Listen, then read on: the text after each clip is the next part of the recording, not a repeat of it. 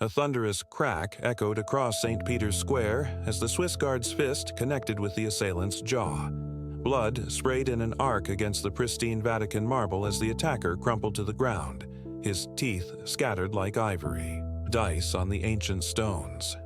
The crowd gasped in unified shock, smartphones recording every brutal second as the Pope's elite protector stood unwavering over the fallen aggressor. "Nobody touches the Holy Father's guardians," the Swiss guard said, calmly, straightening his Renaissance-inspired uniform. "Nobody." Before we continue, if you enjoy real-life confrontations and historical protection forces in action, make sure to click that subscribe button. This is the best way for you to support our work. Thank you very much, and let's continue. The morning had begun like any other Wednesday general audience at the Vatican. Thousands of pilgrims and tourists crowded St. Peter's Square, their faces upturned toward the modest balcony where Pope Leo XIV was scheduled to appear. The late spring sun bathed the Vatican City in golden light, warming the ancient stones and casting long shadows across the world's smallest sovereign state. Among the faithful and curious stood Matteo Rossi, a 32-year-old construction worker, from Naples with a chip on his shoulder the size of the Vatican obelisk. Dark-haired and muscular, with a face marked by years of hard living and harder drinking, Rossi pushed his way through the crowd with the determined gait of a man with a mission. "Make way," he growled, elbowing past an elderly nun who stumbled, he against a young American family. "I need to get closer." The spring of 2025 had not been kind to Matteo. His wife had left him, taking their 2 young children to her parents' home in Sicily. His construction company had laid him off after the economic downturn, and his landlord was threatening eviction. In his desperation and anger, Matteo had spent nights drinking in seedy bars, where his grievances found sympathetic ears among a fringe group of anti-Catholic extremists. "The church sits on billions while people starve," one of them had told him, refilling Matteo's glass with cheap grappa. "This American Pope Leo, what does he know of Italian suffering? He's too busy playing politics with the rich and powerful." The words had festered in Matteo's mind, feeding his resentment. When he heard that Pope Leo XIV would be making a public appearance, something snapped in his alcohol-addled brain.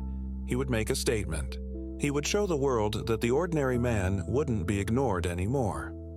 As the crowd's excitement grew with the approach of the Pope's appearance, Captain Lorenzo Beretta of the Swiss Guard surveyed the square with practiced vigilance.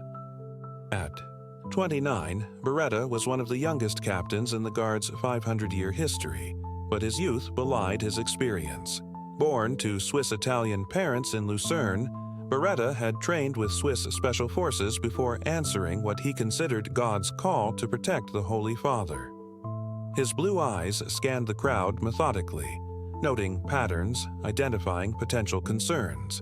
The Swiss Guard might wear Renaissance-inspired uniforms designed by Michelangelo himself, but beneath the colorful exterior were elite soldiers trained in modern combat and protective techniques. "Something's not right," Beretta murmured to his second-in-command, Lieutenant Mark Keller. "Sector 4, near the fountain. Man in the gray jacket." Keller nodded almost imperceptibly, his hand touching the communication device in his ear to alert other guards in the vicinity. The Swiss guards might look ceremonial to tourists, but they were the Pope's primary security force, complemented by the Vatican Gendarmerie Corps. Every one of them would die before allowing harm to come to the Holy Father. Above, in the papal apartment, Pope Leo XIV adjusted his white zucchetto and took a deep breath. 7 days into his papacy, and the weight of his office still felt surreal. Robert Francis Prevost, former cardinal and Archbishop of Chicago, now bore the name Leo XIV and the responsibility for 1.3 billion Catholics worldwide. "Are you ready, Your Holiness?" asked Monsignor Eduardo Vasquez, his personal secretary and longtime friend from his years in Peru. "Just a moment of prayer, Eduardo," the Pope replied, his Chicago accent still evident despite decades abroad. He closed his eyes, his lips moving silently. The transition from cardinal to pope had been abrupt after Francis's unexpected passing, and Leo found himself turning to prayer more frequently than ever. At 69, Pope Leo XIV was younger than his predecessor had been at election, but the stress of the office was already evident in the deepening lines around his eyes. He had chosen the name Leo after Pope Leo XIII, whose encyclical Rerum Novarum had championed workers' rights and social justice, causes close to his own heart. "The people are waiting, Your Holiness," Monsignor Vasquez gently reminded him. Pope Leo XIV nodded, squared his shoulders beneath his white cassock, and moved toward the balcony. The cheers erupted as soon as he appeared, a sea of faces and waving flags greeting him. He raised his hand in blessing, his heart swelling with love for the faithful below. "Dear brothers and sisters," he began, his voice carrying across the square through the sound system, "peace be with you all." Down in the square, Matteo Rossi pushed forward more aggressively, his behavior drawing increasingly concerned looks from those around him. The Swiss guards had positioned themselves strategically throughout the crowd, their colorful uniforms making them easily identifiable to the public, while other guards in plain clothes blended with the throng. "Sir, please stay behind the barricade," one of the Swiss guards said firmly as Matteo attempted to duck under the security rope. The guard, Corporal Michel Dubois, was 25 years old and in his third year of service. Like all Swiss guards, he was a single Catholic male Swiss citizen, standing at least 5'8", tall, with a military background and impeccable character references. The youngest son of a watchmaker from Geneva, Dubois had dreamed of serving in the Vatican since his first visit as a child. "Get out of my way," Matteo snarled, alcohol fumes wafting from his breath. "I just want to get closer. I have a right to see the Pope." "Sir, I must ask you to step back," Dubois insisted, his hand moving subtly toward the tactical radio at his belt. The Swiss guards' ceremonial halberds might be their most visible weapons, but each guard was also trained in the use of modern firearms and carried concealed modern weapons when on duty. Captain Beretta noticed the altercation and began moving through the crowd toward his subordinate. In his earpiece, he could hear the security chatter increasing as other guards also converged on the potential threat. "We have a situation at the South Barrier," came the calm voice of Lieutenant Keller. Hostile male, approximately 30 years old, attempting to breach the security line. Pope Leo XIII continued his address, unaware of the brewing confrontation below. "In these troubled times, we must remember that we are all children of God, regardless of nationality, race, or economic status. The divisions between us are man-made, but our unity in Christ transcends all boundaries." The irony of his words, juxtaposed against the scene unfolding below, was lost on no one who would later watch the viral video of what happened next. Matteo's frustration boiled over. With a roar that startled nearby pilgrims, he lunged forward, shoving Corporal Dubois with both hands. "I said move!" The Swiss guard stumbled back a step but maintained his position. "Sir, this is your final warning." Matteo's face contorted with rage. Years of disappointment, failure, and perceived injustice crystallized in this moment of defiance against authority. With alcohol clouding his judgment, he drew back his fist and swung wildly at the guard's face. The punch connected, with Dubois' jaw snapping his head to the side. A collective gasp rose from the onlookers, followed by screams and the sounds of people scrambling to move away from the altercation. Blood trickled from the corner of the young guard's mouth, but his training held firm. Before Matteo could react, Captain Beretta was there, moving with the speed and precision that came from years of elite military training. His right hand shot out, catching Matteo's wrist as the man attempted a second punch. With a twist and pivot that would have made his combat instructors proud, Beretta used Matteo's own momentum against him, spinning him off balance. On your knees. Now, Beretta commanded, his voice cutting through the chaos like a blade. But Matteo wasn't finished. Breaking free from Beretta's grip, he spun around, reaching inside his jacket. The movement sent a surge of adrenaline through every security officer in the vicinity.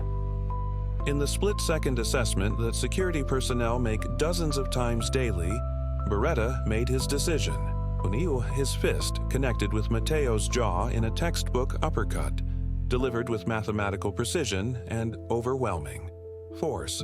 The sound of the impact silenced the square for a heartbeat before chaos erupted anew. Blood and spittle flew from Matteo's mouth as several teeth were dislodged by the strike. The man's eyes rolled back and he collapsed to the marble pavement like a puppet with cut strings.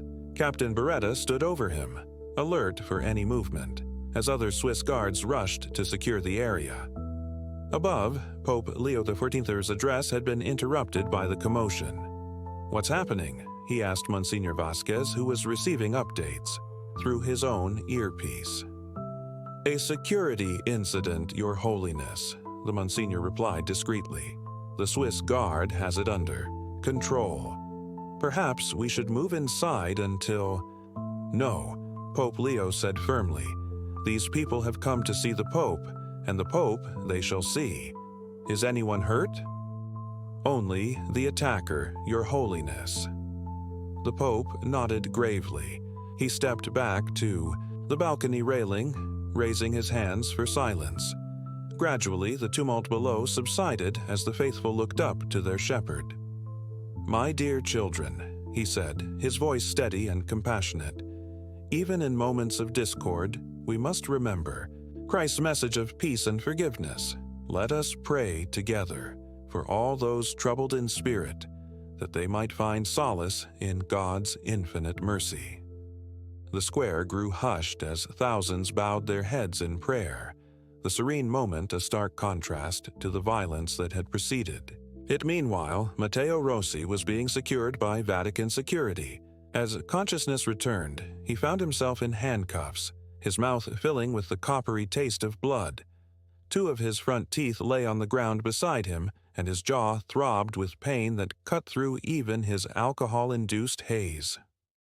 "You broke my teeth," he slurred accusingly at Beretta, who was overseeing his detention. "You assaulted a Swiss guard," Beretta replied evenly. "Be thankful that is all you lost today." Within minutes, Matteo was escorted from the square by Vatican gendarmerie officers. He would face charges of assault and creating a public disturbance, but the true punishment would come later, in the shame of seeing himself on every news broadcast and social media platform worldwide, immortalized as the man foolish enough to attack one of the Pope's Swiss guards. Back in the square, Corporal Dubois was receiving medical attention for his bruised jaw. "I'm fine, Captain," he insisted to Beretta. "It looks worse than it is." Beretta nodded, placing a supportive hand on the younger man's shoulder. "You handled yourself well, Michel. Your restraint honors the guard." "Thank you, sir," Dubois replied, touching his sore jaw gingerly. "Though I must admit, I'm glad you were there to finish what he started." A small smile touched Beretta's usually utter stern features. "The first rule of the Swiss Guard hasn't changed in 500 years, Corporal. We protect our own as zealously as we protect the Holy Father." As medical personnel tended to Dubois, journalists and onlookers who had captured the incident on their phones were already uploading the footage. Within hours, the video would be viewed millions of times around the world.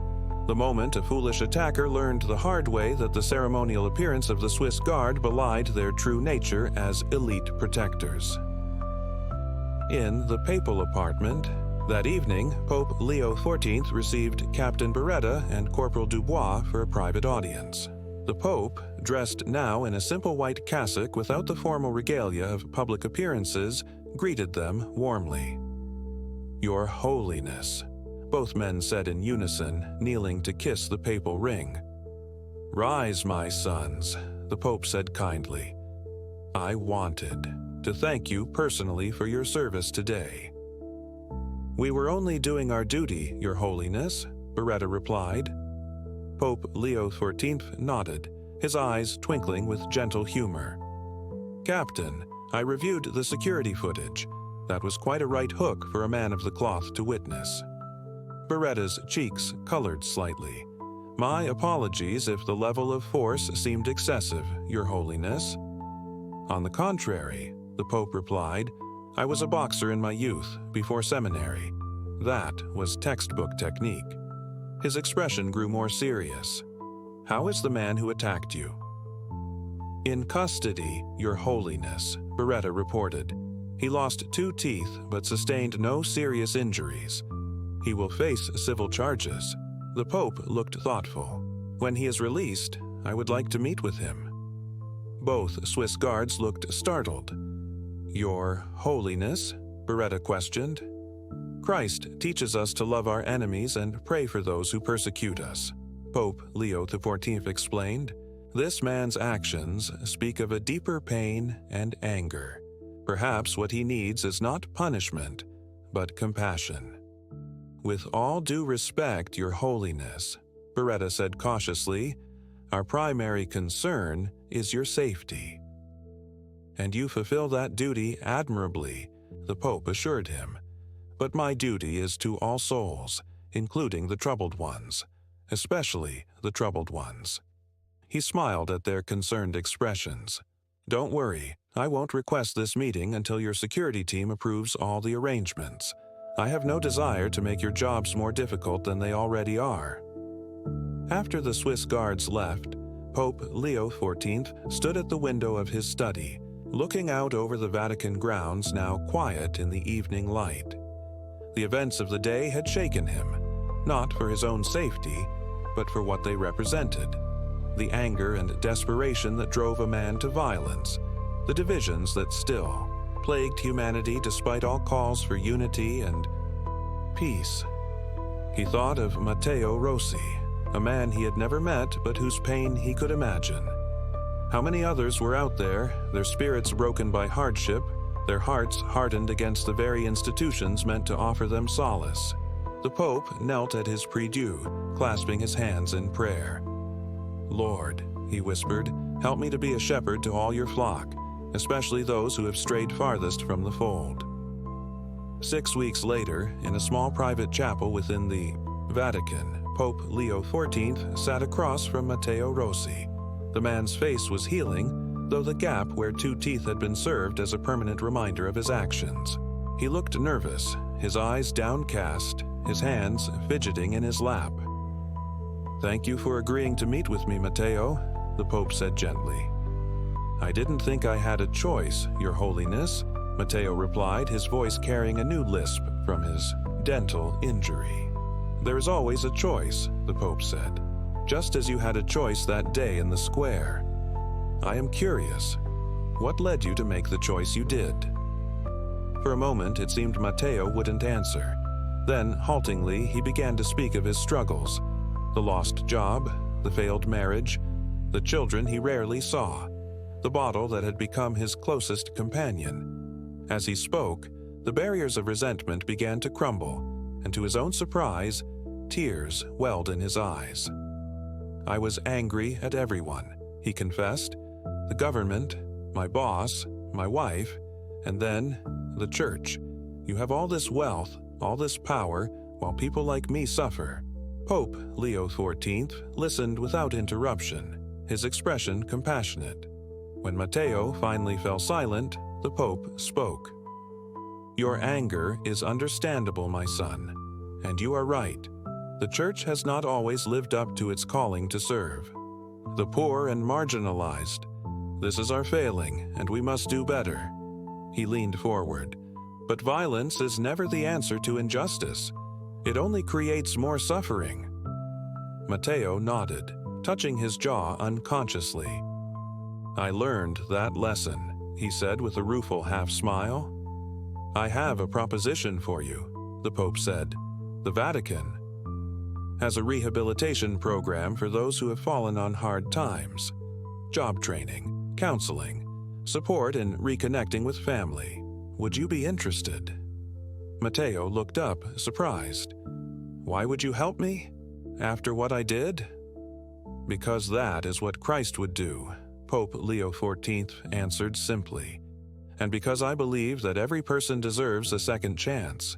As Matteo left the meeting, escorted by a significantly more relaxed security detail than the one that had brought him in, he felt something he hadn't experienced in months: hope. The weight on his shoulders seemed lighter, the future less bleak. Captain. Beretta, who had observed the meeting from a discreet distance, approached the Pope after Matteo's departure. "Do you think he will accept the offer, Your Holiness?" Pope Leo XIV smiled. "That is between him and God now. We can only open doors. We cannot force anyone to walk through them." He studied the Swiss Guard captain thoughtfully. "You know, Lorenzo, sometimes the greatest strength lies not in how hard we can strike, but in knowing when to extend a hand instead of a fist." Beretta nodded, his expression thoughtful. "A lesson for us all, Your Holiness."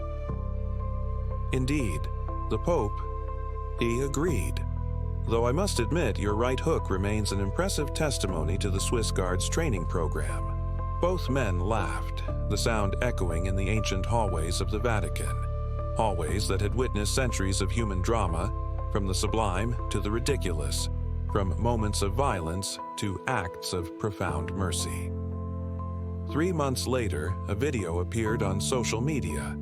In it, Matteo Rossi, now sober, employed, and sporting new dental implants, sat in a modest apartment in Rome.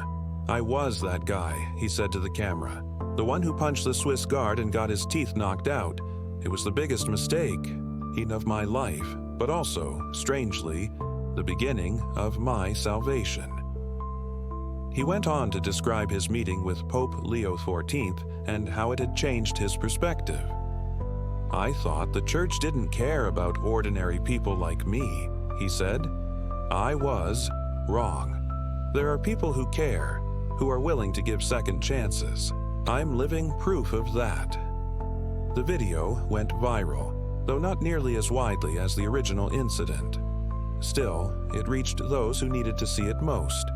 People struggling with their own demons, feeling abandoned by institutions they had once trusted, teetering on the edge of destructive choices. For many, Matteo's journey from assault to redemption offered a different kind of catharsis than the initial violent confrontation had provided. It wasn't as dramatic as seeing teeth scattered across Vatican marble, but it was, in its way, a more powerful testimony to human resilience and the transformative power of compassion. In the Apostolic Palace, Pope Leo XIV watched the video on a tablet held by Monsignor Vasquez. When it ended, the Pope smiled, his eyes bright with unshed tears. "You see, Eduardo," he said quietly, "this is why we do what we do, not for the pomp and ceremony, not for the buildings or artworks, but for moments like this, one soul at a time, finding its way back to the light." Outside, the Swiss Guard continued their eternal vigilance, their colorful uniforms bright against the ancient stones of Vatican City. Captain Beretta stood at his post, scanning the crowds with practiced eyes, ready to defend with force if necessary, but equally mindful of the Pope's gentle reminder that sometimes the greatest victory came not from subduing an enemy, but from transforming one into a friend. And somewhere in Rome, Matteo Rossi touched the gap in his teeth that was still waiting for its final implant and smiled. The physical gap would eventually be filled, but the spiritual void that had driven him to violence had already begun to heal, a process far more meaningful than any dental procedure could ever be.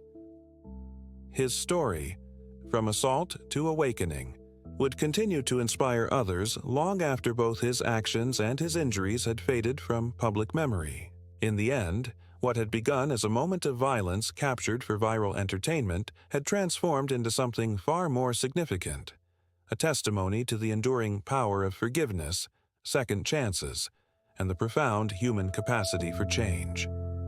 And perhaps that more than any sermon or encyclical, embodied the true message that Pope Leo XV hoped to bring to a world so often divided by anger, misunderstanding, and pain. Not simply peace, but the harder, more demanding path of reconciliation. A journey that begins with a single step, even if that step must sometimes follow a fall.